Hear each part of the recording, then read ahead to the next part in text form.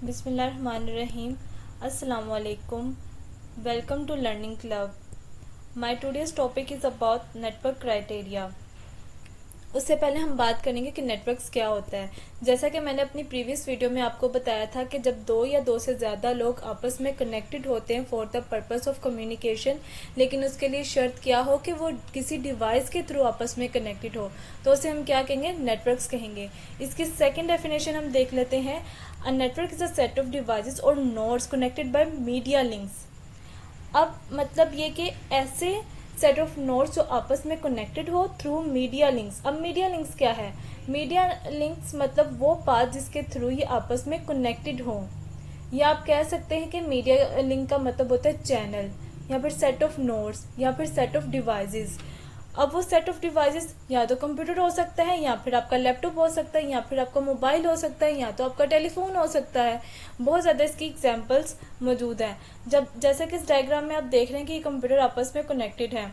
अब ये किसके थ्रू कनेक्टेड है? थ्रू अ केबल, ठीक है, एक वायर के थ्रू कनेक्टेड है। इसे आप चैनल भी कह सकते हैं, इसे आप मीडिया लिंक भी कह सकते हैं। अब ज़रूरी नहीं है कि कंप्यूटर एक दूसरे के कंप्यूटर के साथ ही अटैच हो सकता है कि एक कंप्यूटर दूसरे कंप्यूटर के प्रिंटर के साथ अटैच हो, या फिर उसके स्कैनर के साथ अटैच हो, या फिर किसी सॉफ्टवेयर के थ्रू अटैच हो, वायरलेस कनेक्शन उसके साथ इसका वायरलेस कनेक्शन हो। नेक्स्ट अब बात करते हैं नेटवर्क क्राइटेरिया की।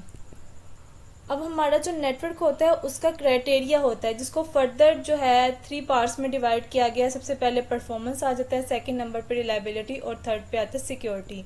सबसे पहले हम बात करते हैं परफॉर्मेंस की। परफॉर्मेंस में क्या देखा जाता है कि यूज़र कितने हैं, ट्रांसमिशन मीडियम कौन सा है हमारे पास, हार्डवेयर कितने कनेक्टेड है, कितने सॉफ्टवेयर कनेक्टेड है, कितनी डिवाइसेस मौजूद है, उसके अलावा कितने नोड्स मौजूद हैं, ठीक है। लेकिन जो मेन दो चीज़ें हम देखते हैं इसमें क्या होता है, एक तो ट्रांजिट टाइम और दूसरा रिस्पॉन्स टाइम। ट्रांजिट टाइम क्या होता है हमारे पास, जो हम डाटा सेंड कर रहे होते हैं वो एक डिवाइस से दूसरी डिवाइस या एक नोड से दूसरी नोड तक जाने में कितनी देर लेता है, या कितनी देर में हमारा डाटा जो है वो वहाँ पे ट्रांसफ़र होता है। फॉर एग्जांपल, अगर मैंने मेल सेंड की है दूसरे कंप्यूटर में, तो मेरे कंप्यूटर से दूसरे कंप्यूटर में वो मेल जाने में कितना टाइम लगेगा, उसे हम क्या कहेंगे, ट्रांजिट टाइम कहेंगे। वैसे तो ये काम सेकंड में होता है, लेकिन जितना भी टाइम लगता है उसे हम क्या कहेंगे, ट्रांजिट टाइम कहेंगे। सेकंड हमारे पास आता है रिस्पॉन्स टाइम। अब जो टाइम इंक्वायरी और रिस्पॉन्स में लगता है उसे हम क्या कहते हैं, रिस्पॉन्स टाइम कहते हैं। अब इंक्वायरी क्या चीज़ होती है? जब हम डाटा एक नोड से दूसरे नोड तक सेंड करते हैं, तो जब डाटा नोड तक पहुंचता है तो उसकी एक्नॉलेजमेंट होती है। वो डाटा एक्नॉलेज हो के रिस्पॉन्स देता है, तो इसके दरमियान जो भी टाइम लगता है उसे हम क्या कहते हैं, रिस्पॉन्स टाइम कहते हैं।